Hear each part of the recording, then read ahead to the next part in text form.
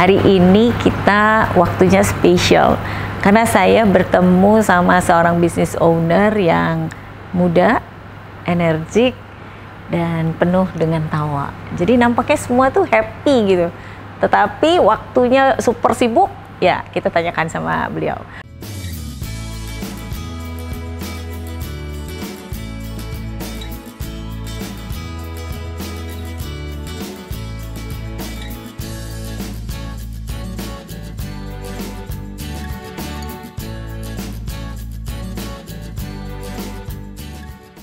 Apa sih yang akan kita gali dari seorang Lieke Sofiar ya? Kita tanya siapa beliau, lebih baik seperti biasa kita langsung perkenalkan seorang sosok business owner yang muda, energik, dan ceria. Dan silahkan Ibu Lieke perkenalkan pada para penonton kita. Ya, salam kenal, nama saya Lieke Sofiar. Saya anak keempat dari 5 saudara, kelahiran dari Indonesia Timur, dari Ambon. Banyak yang kaget kalau saya bilang saya dari Ambon, karena Ambon putih. Gelap gitu ya. Tidak keriting. Ya, dan saya sudah sebagai seorang ibu juga, dan seorang istri dari 2 anak.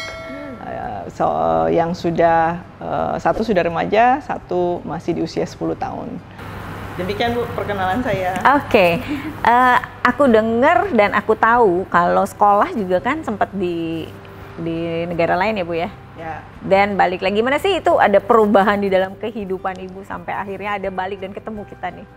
Oke, jadi kalau latar belakang sekolah, awalnya saya mulai sekolahnya dari Ambon, kemudian dikirim ke Jakarta waktu mulai SMP.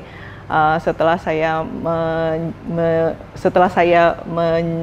menjalani SMP dan SMA di Jakarta, kemudian saya diberikan kesempatan oleh orang tua untuk bersekolah di Amerika untuk mendapatkan gelar S1. Nah, setelah itu saya kembali ke Singapura. Waktu itu saya kembali kerja dulu selama 3 tahun, lalu kemudian saya menantang diri saya sendiri untuk kembali ke Indonesia untuk bergabung dengan family business. Tadinya sebagai batu loncatan, planningnya adalah sebagai batu loncatan, transition period, karena saya berencana untuk ambil S2.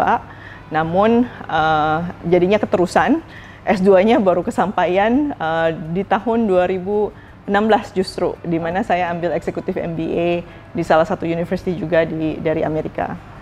Menarik ya.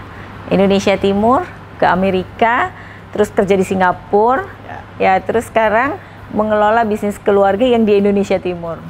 Betul Bu. Nah, majority bisnis kami ada di Indonesia Timur. Wah, memang siapa yang nggak kenal dengan keluarga dari Ibu Lieke Sofiar ini.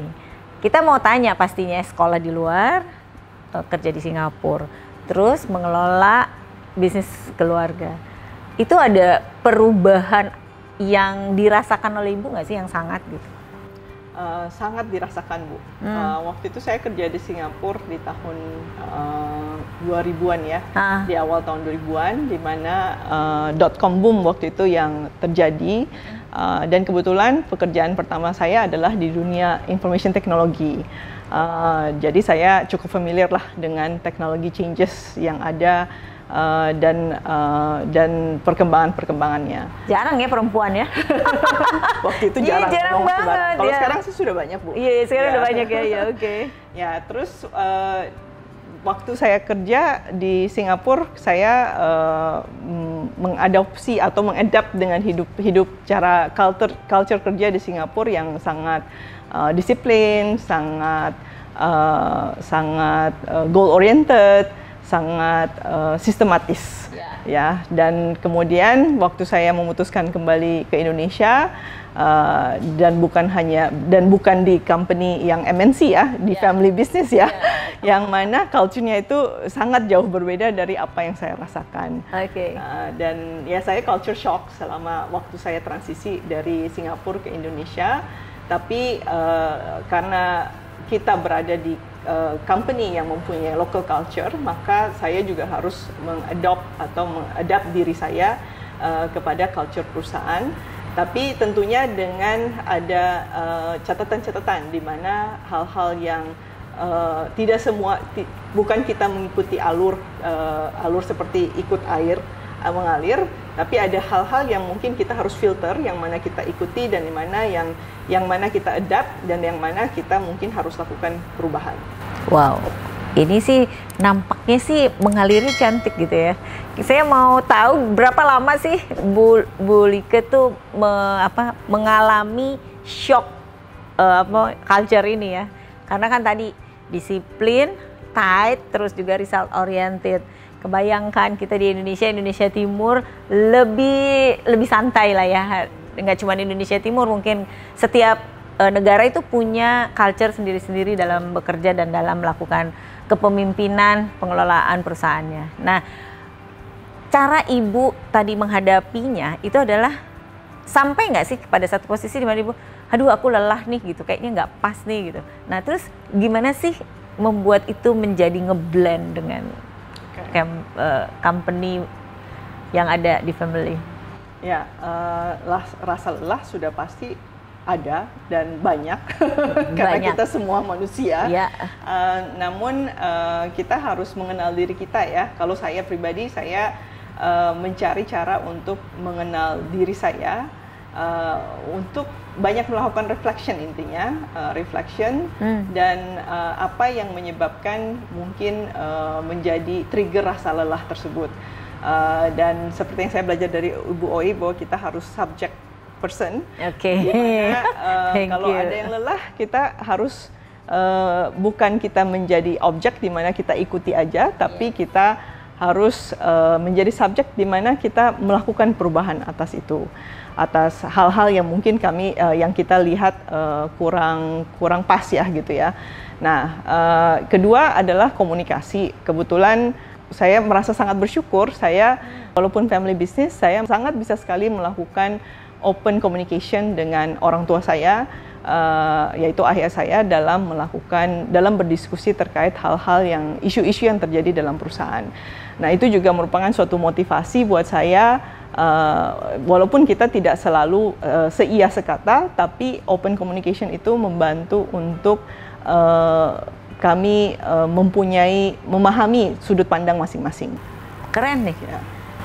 Keywordnya adalah open communication, dan itu adalah satu keyword yang keren banget karena banyak sekali organisasi G1 ke G2 gitu ya Bu ya, generasi pertama ke generasi kedua adalah lack of communication. Ya. Jadi ini satu langkah yang sangat luar biasa yang bisa diikuti sehingga akhirnya bisa lebih mudah ketika melakukan perubahan-perubahan. Betul Bu. Nah, bukan hanya mengenai transisi G1 ke G2 ya, tapi dalam kita mengelola organisasi juga communication adalah sesuatu yang krusial, karena ketika komunikasi nggak lancar, tujuannya nggak akan tercapai. Oke, Bu, gimana your thought ya, yang pastinya speednya kan, yang satu speednya pakai 125 km per jam, yang sebagian your people adalah bisa jadi di bawah Ibu gitu. Nah, ini menyamakan speed ini bagaimana Bu, supaya yang satu merasa tidak terpontal-pontal sebagian dan sementara Ibu merasa lelah karena harus mundur banyak gitu. Nah, ini consolidate di antara Ibu dan organisasi di awal-awal, bisa sharing dong sama kita. Siapa tahu banyak para pemirsa juga yang mengalami hal yang sama. Ya, di awal saya juga pasti ada masa-masa di mana saya harus adapt ya.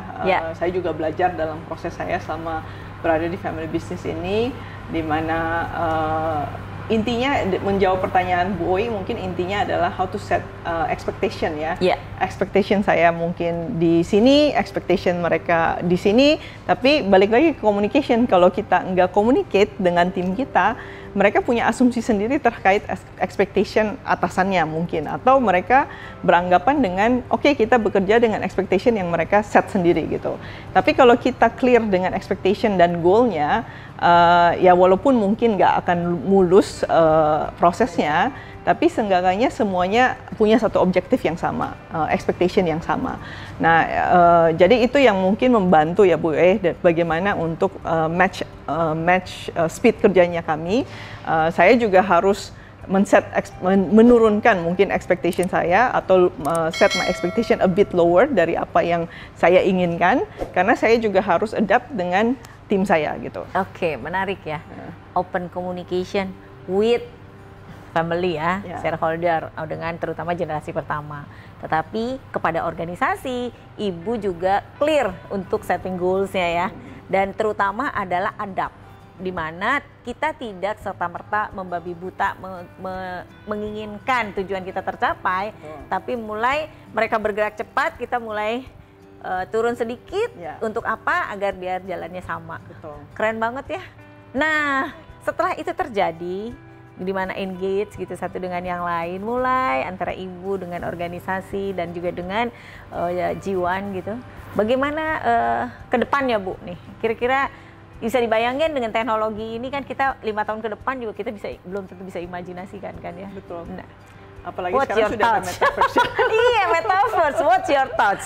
Kita semua pengen dengar gimana dream and goals in your future.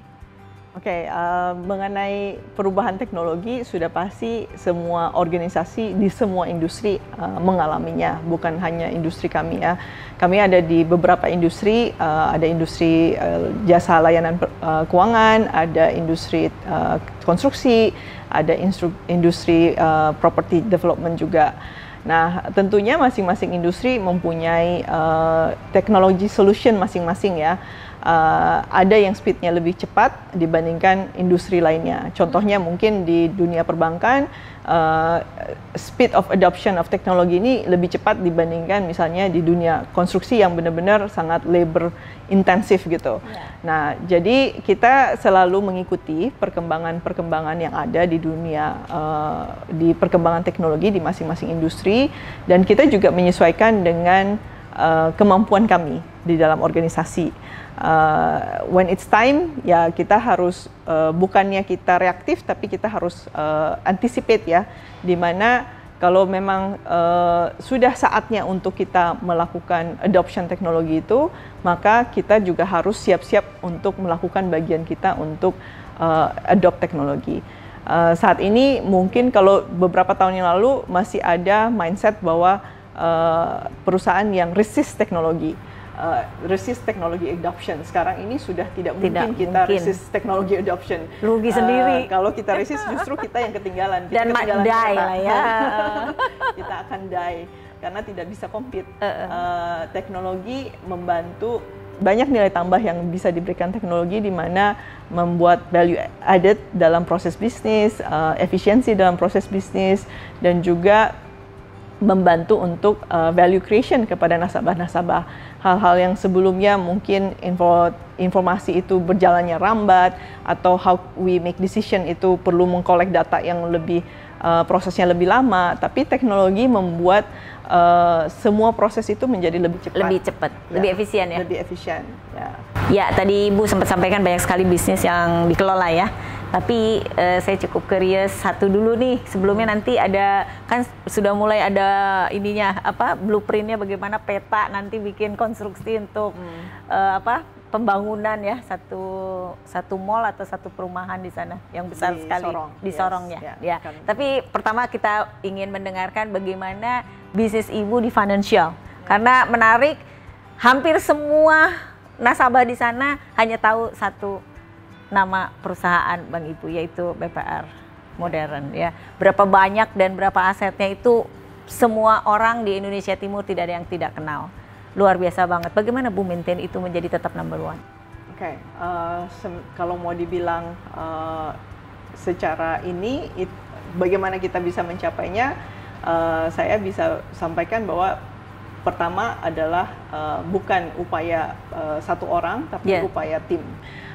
Dimulai dari ya mungkin visi dari orang tua saya, di mana mempunyai visi untuk menjadi salah satu industri atau perusahaan di jasa keuangan yang dapat diperhitungkan, dan industri perbankan atau perusahaan perbankan kami ini di BPR, saat ini kami sudah punya 10 BPR. Dimulainya pertama itu di Ambon. 30 tahun yang lalu, 32 tahun yang lalu. Dan bisa mencapai sampai sekarang ya tentunya pasti membutuhkan proses ya. 32 tahun itu kan bukan waktu masa muda itu yang lagi lucu-lucu, bukan lucu ya, mature ya, menuju matang. Ya. Dan karena sudah berhasil melakukan menjalani BPR, mengembangkan BPR di Indonesia Timur di 3 kota. Di 3 provinsi, akhirnya kemudian diputuskan untuk mengembangkan bisnis yang sama di 7 provinsi lainnya, sehingga akhirnya saat ini kami mempunyai 10 BPR di 10 provinsi. Semuanya berkat Tuhan, sehingga kita bisa mencapai apa yang kita dapati hari ini, dan tentunya juga upaya semua lini dari perintisnya sampai mungkin manajemen, sampai dengan manajemen yang ada saat ini. Ya. Nah, back tadi, mau dibawa kemana nih financial institusi yang Ibu punya di 10 provinsi dan cabang, mungkin ada lebih 60 cabang ya. Nah, mau dibawa kemana nih kira-kira? Yuk, bisa di-sharing sama kita atau itu masih secret in your... Masih secret. Masih secret, belum bisa di-sharing. Tapi secara general ya sudah pasti kami terus ingin expand, ingin bertumbuh, di mana ada BPR dari 10 BPR itu ada BPR yang belum mempunyai cabang, sehingga the next strategi sudah pasti expansion in form of buka cabang. Tunggu tanggal mainnya.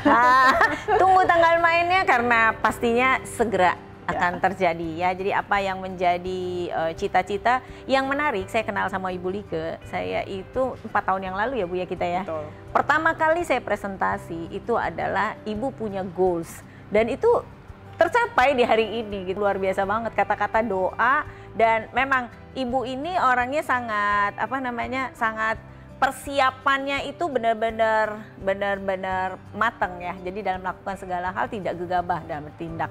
Jadi walaupun goalsnya itu terungkap nampak seperti tiba-tiba, tapi planningnya itu sangat baik dan detail. Nah, detailnya ini contohnya seperti kita mau melakukan YouTube ini nih. Sebenarnya bukan YouTube ini, tapi ada satu sesi video ya Bu ya.